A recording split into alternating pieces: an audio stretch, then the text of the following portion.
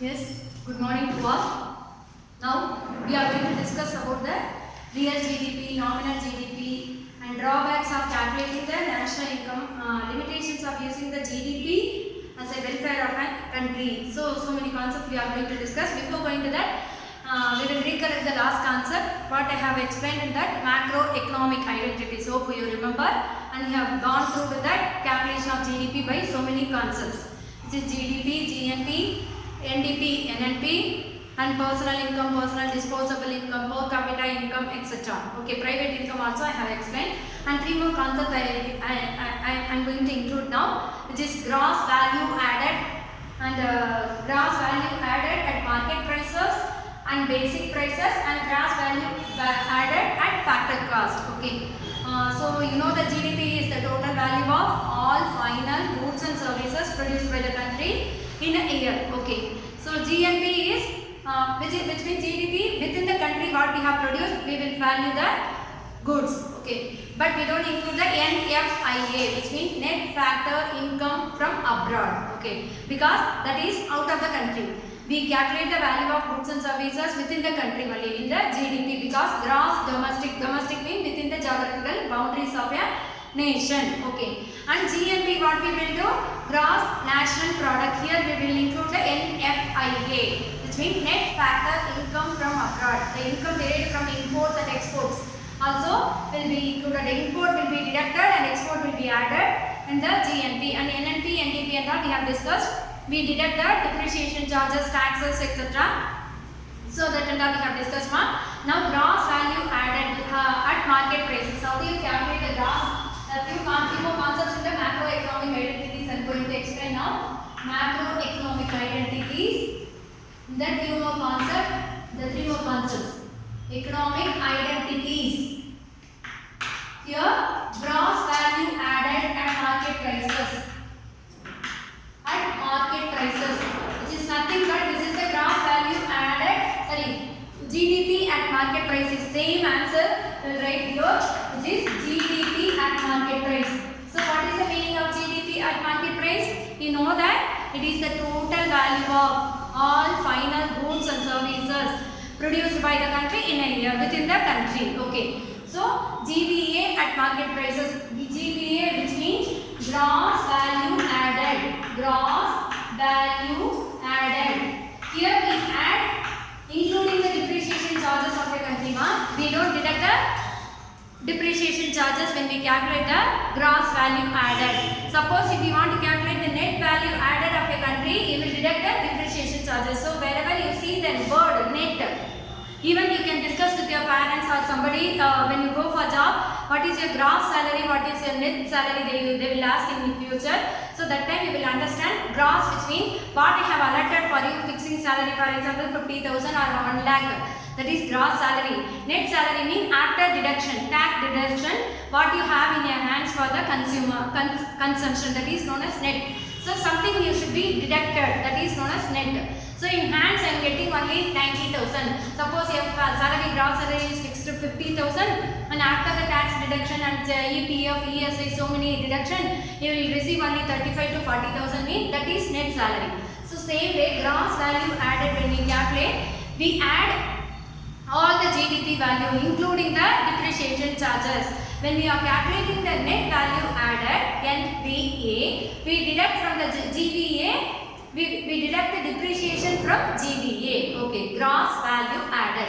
Next one, gross value added at market prices is equal to net GDP at market price. And next one, gross value added at basic price. Basic price, how can you calculate? Gross value added at basic price. Basic prices. How do you calculate? Nothing, just simple. Gross value added at market price minus net product taxes. Product taxes. We deduct the taxation. Net product taxes we deduct from the GVA at market price. That's all. So we will deduct the tax value from the GVA. We get the basic price. Okay. At last, gross value added at factor cost. Gross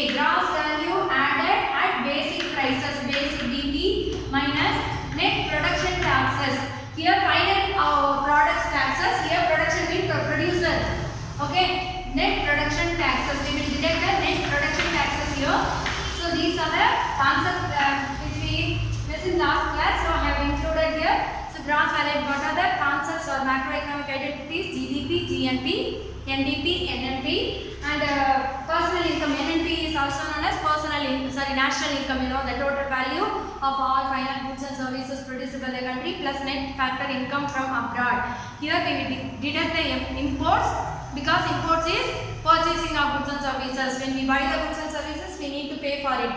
So we don't add when we are calculating the national income. And next, personal income, private income, personal disposable income, and all we have discussed.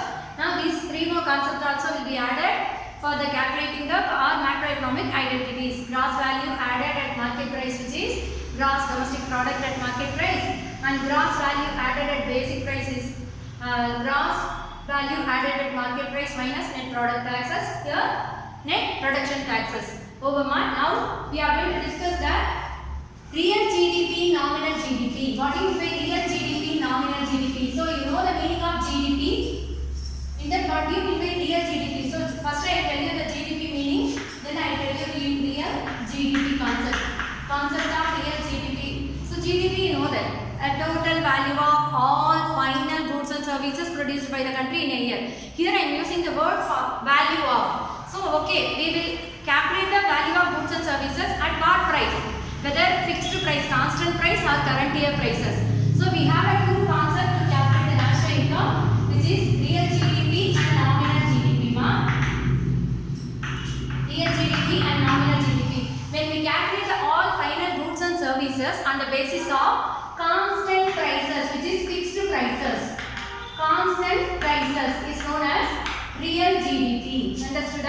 So when we calculate the all final goods and services value, for example, if I am calculating only the consumable items, final goods, on the basis of always fixed per kg rice is 70 rupees. So I will calculate for this upcoming year also, the price of rice will be same 70 per kg, or sugar 40 per kg, or paddy 30 per kg. So if I always follow the same fixed price, that is known as calculating the national income in real GDP, which means calculating the national income on the basis of constant prices. Understood, Amma? So not only for this, the foreign product also we can assume always on the basis of the past year experiences.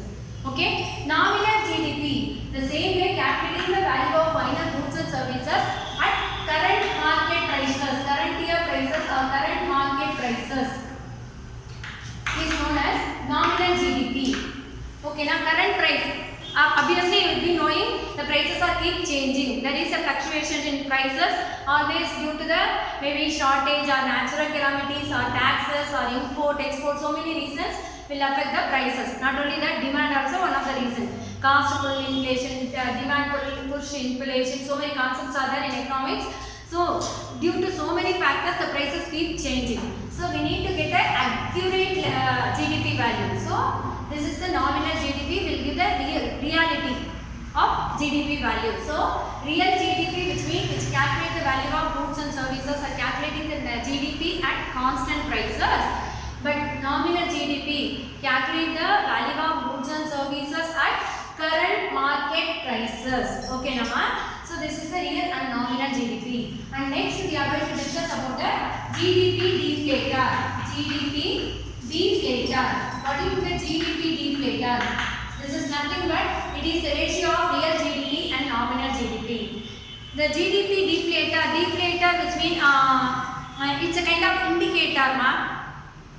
What is the ratio? Expected value and the original value. Already I told you the nominal GDP will calculate the value of goods and services at current market prices. Real GDP will calculate the value of goods and services at constant market price, constant prices. So what is the difference? Ratio. Whether it is more or less similar or ratio between the two values are different. So we have to calculate. That's why we use the GDP deflator. We use the formula to find out the differences. So ratio between, it is the ratio of nominal and real GDP. Nominal and real GDP is known as GDP deflator. So we can write the formula as GDP deflator is equal to nominal GDP divided by real GDP, small letter I am using into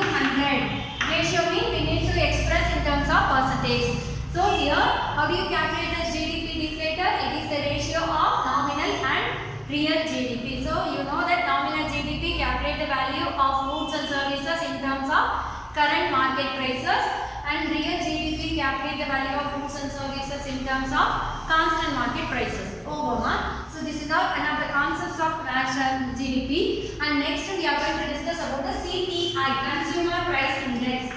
Next concept, consumer.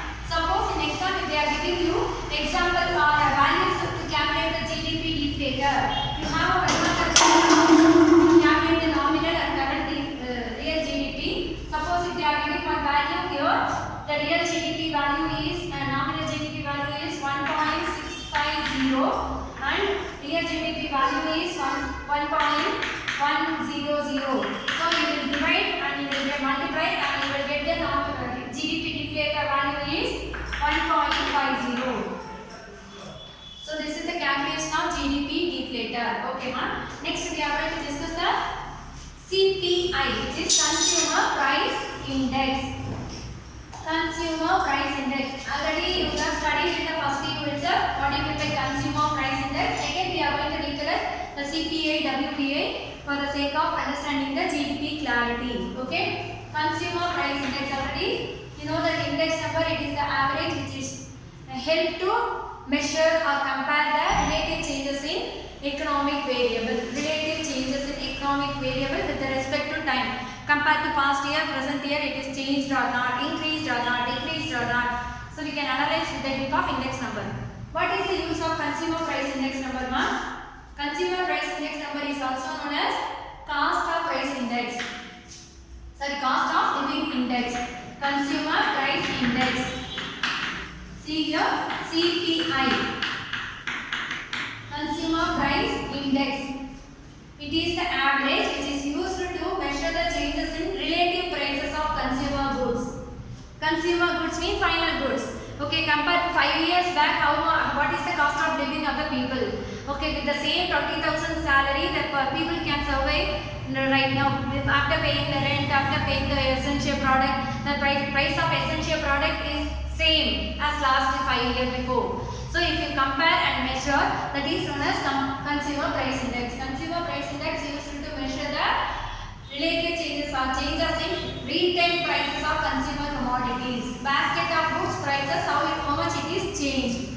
So we can calculate. And next concept is Producer Price Index or Wholesale Price Index. Wholesale Price Index. Wholesale Price Index, which is also known as PPI, Producer Price Index. The same meaning only. The wholesale price index, which is used to measure or compare the changes in wholesale price of a commodities. Okay, but this consumer price index and wholesale price index cannot be a best indicator for calculating the GDP. They are saying, they are giving the reason to, there are 3 reasons which cannot be considered as a proper tool to calculate the GDP. I will tell you the reason. Here wholesale price index, first consumer price index will say the goods purchased by the consumer, which is represent the all goods are produced by the country. Okay. For example, if you are calculating the CPI ratio is the national income. Okay, the national income increases when the CPI increases. If you say, for example, okay, I consume all the goods, but all the goods cannot be produced within the country, isn't it? Some goods may be imported from foreign countries, so it cannot be added in the national income. So CPI cannot be an exact measure or indicator for calculating the GDP. The same way they are saying wholesale price index also, I told you it is the index for measuring the changes in product output or wholesale prices. But here the wholesale prices mean what are the products purchased or sold out in the country. This cannot be considered all the products are produced within the country. When you consider the WPI, it could be imported from foreign countries too. Okay, so that's what they are saying. The CPI and WPI cannot be a direct indicator or exact indicator for calculating GDP. And weights. When we consider the weights are constant in CPI. It seems, weights are constant mean whatever the consumer are purchasing, it will be equal quantity. The prices also will be equal. Actually, the weights are not equal. the weights, which means the cost, price of the commodity and quantity of the commodity will change on the basis of quality of production, quantity of production and the way of production. You know the same and the soap, so many varieties of soaps are there. All the soap cannot be at 200 grams, cannot be the same fixed price. 200 grams Lifebuoy soap can be at 20 rupees and the Dove soap can be at 40 rupees. So these are the drawbacks in using the CPI and WPI as an indicator for calculating GDP. You can't, without by increasing the CPI value or WPI value, the national income is increased. And at last we are going to discuss the limitations of using GDP as an index of welfare of a country. Okay, so limitations. What are the limitations of using GDP as a welfare of a country? Welfare of a country. So there are three limitations, ma'am. What they are coming to say, in a country the GDP is increases, can you say directly the welfare of a country also increases? Before going to discuss this, first you should know the meaning of welfare. Now what do you mean by welfare? Welfare, which means well-being of a country. Well-being. You should know the meaning of welfare before. You know the meaning of GDP. That's all I can explain again. So welfare means well-being of the country. Suppose if I am the millionaire or crorepati, I cannot able to have a food 3 times properly, I cannot able to sleep, and I have so many health issues, just I can see my properties. So it's not a welfare of myself, isn't it? So if you have whatever it is, if you have a 10 rupees also, you should have a capacity to utilize and enjoy your life. So that's what they are coming to say. You can't consider all the time that GDP as an indicator for welfare of a country. What are the limitations are there? We can't consider always the increase in GDP improve the welfare. Number one is distribution of GDP. The reason first one, distribution of GDP. Distribution of GDP. For example, yes, you know that in a well-developed country, capitalist economy, and all you have studied. USA, UK, Japan, Australia, etc. In that country, you have one quote you would have heard: rich become richer, poor become poorer. They give importance for profit. They produce the luxurious item, which will give the more income or profit for the companies. So the government also will not interfere in the capitalist economy. Laissez-faire policy will be adopted in the capitalist country. You know very well. Suppose if the rich people are increasing their income and earning more and more, and they are contributing to the national income through taxes, can you say the country welfare is improved? That countries allow the depth of poor, poverty, hunger, starvation will be more than a developing country. Because here welfare activities are taken by the government. There is no government involved. So that's what here coming to say. Suppose if the GDP is increasing, is it increasing the inequality or equality? Which means distribution of rent, wage, interest, profit is equally distributed to all the people. Through that the GDP is increased. Or if the rich people only earning income and the income is contributing to the increase in the national income. Can you understand what I am saying? If 2 people are in the class, that one person is out of 15, not 2, we will take 70 students in the class. In the 70 students, out of 70, more or less around 40 to 50 people are below the average, not even average, below the average and struggling to score mark. And next remaining 20% of people are scoring out of 14 all subjects. Can you say the classroom is well knowledgeable or very good condition? No, because inequalities are there, isn't it? These 20% of people giving result is not satisfied. Entire people should give the result. The same way here, distribution of income, GDP, which means that income inequalities are increasing or decreasing, we should consider. So suppose if the inequalities of income are existing in a country, only GDP is increasing, it won't be considered the GDP as an indicator or index. This is GDP as an index of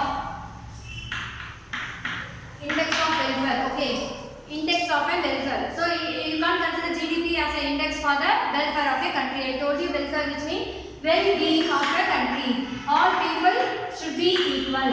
Okay, equally enjoy the resources. Okay, this is the first drawback of using the GDP as an indicator.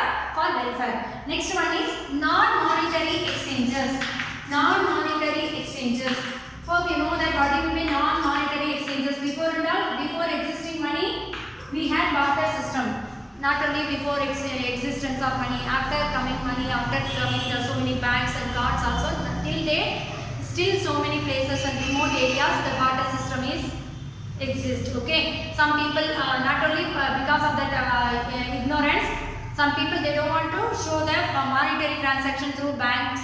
So still now you can see so many roadside vendors or so many people they don't accept your card payment or online payment. They will ask you to pay in cash. Okay, it won't come to the account of bank monetary exchanges. So it won't be added, calculated. Not only this kind of these poor people, but also the rich people also they don't take into account to the bank or government taxation department. They will hide the illegal transactions. So that will not be increase the value of GDP. Those people will have a welfare and the other people will be falling down. So this is the second drawback in calculating the GDP as a welfare of a country. And third point is externalities. Externalities. What is the externalities, ma'am? So externalities, I'll tell you again, it can be a benefits or harm. Benefits or harm which is done or created by a person or individual or a firm.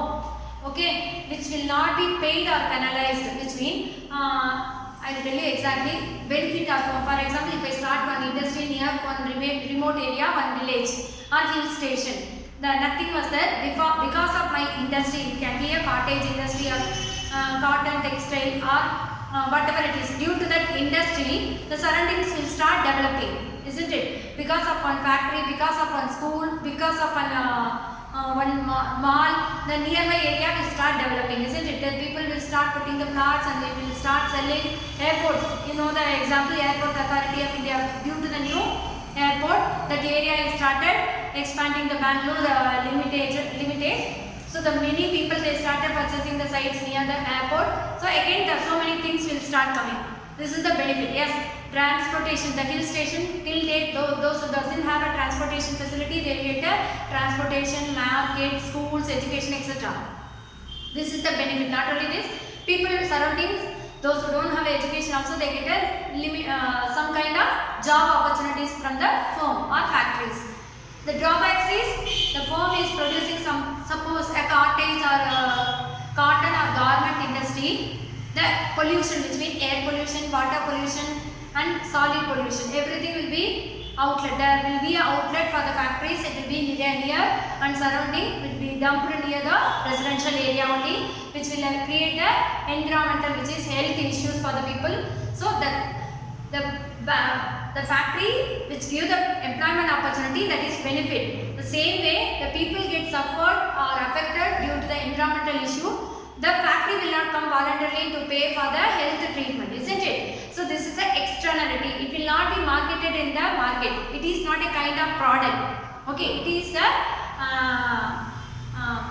which means unintentionally it happens whatever you start the activities. Okay, it can be an individual or a firm. Unintentionally the benefit or harm which means danger which affect their surroundings, which will not be paid or penalized. Okay, the surrounding people, because of you I got a job, take this money, I don't want salary, people also won't go and say this.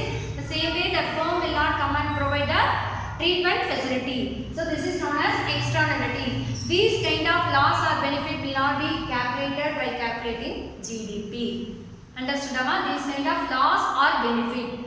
Okay, the firms will provide the employment opportunity. People started earning the income, will include the employment opportunity and the income for the GDP will not be calculated. The same way, because of firm, the area will get affected, the people get diseases, they spend for the health issue and the amount will be deducted. So that also cannot be included by calculating GDP. So this is not a welfare, isn't it? This is not a welfare. That's why GDP cannot be considered as welfare of a country all the time.